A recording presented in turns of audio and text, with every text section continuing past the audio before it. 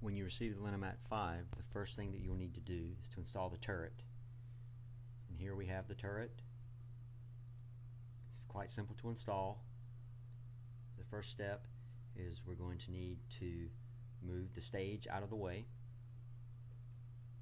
And next we're going to need to loosen the screw on the bottom of the turret.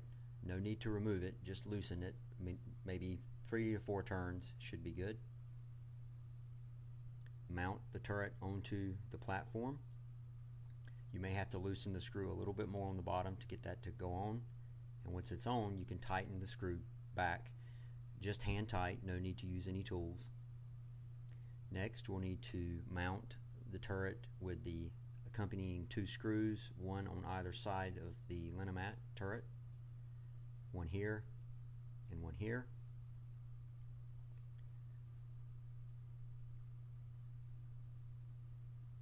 And the screws will just simply screw in place on either side.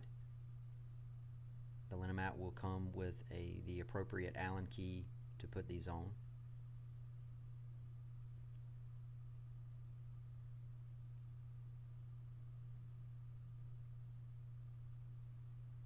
Once those are tight, now we're going to mount the connection onto the back of the instrument.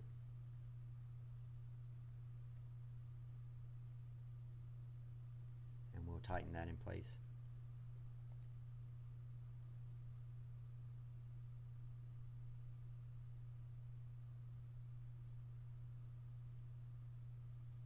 The turret can be moved by pressing in this button or trigger here, and you see when you press that in you can slide it back and forth. There's also a ruler on the back to show you the position, and there's a mark here, a piece of metal that will mark the place on the ruler. So we can press in the button and move it to the appropriate position, and I'm going to move it here to 10 millimeters. That's going to be the distance from the bottom of the plate. Here we have the syringe that comes with the instrument. We have 2 sizes. We have the 100 microliter and 500 microliter size. This is a 100 microliter. Move the piece out of the way. There's a spring-loaded cover. You can move that out of the way and slide the syringe down into the holder.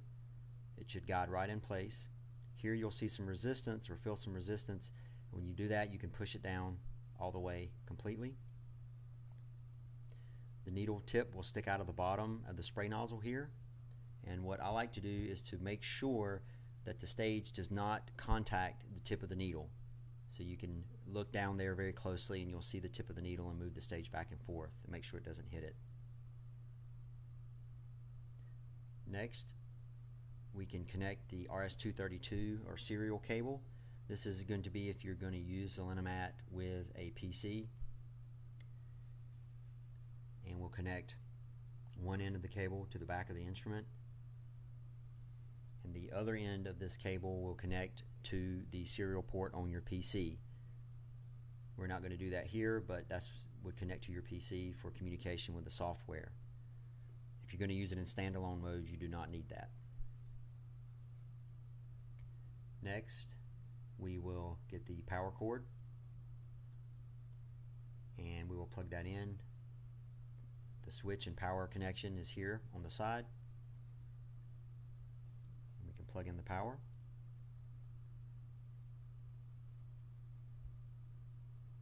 Now, finally, we'll connect the gas connection. You can use air or nitrogen. If you're going to use air, make sure it's very clean and dry air.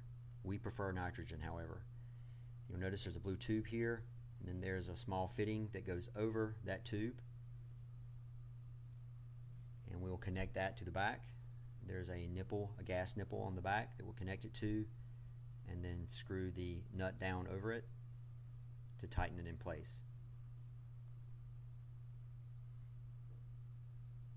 Then we'll turn the gas on. The pressure needs to be anywhere from at least above 58 psi. I usually set it to around 70 psi. Now we'll turn on the instrument, and when we do, the instrument will initialize. So the stage drive initializes first, and then the syringe drive will initialize. And once that's done, you'll see the front says system ready, meaning the Linomat is ready to go.